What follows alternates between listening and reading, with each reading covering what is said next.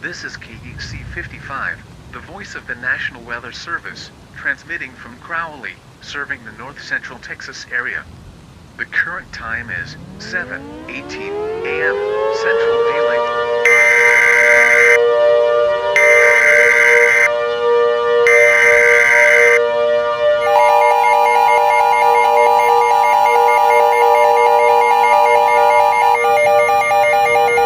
EAS immediate evacuation notice.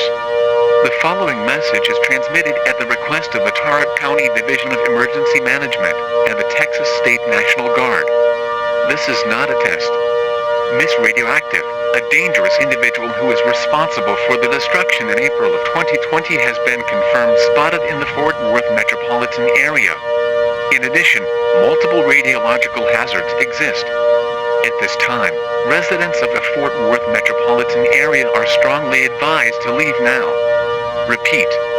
All residents of the Fort Worth metropolitan area are to leave now.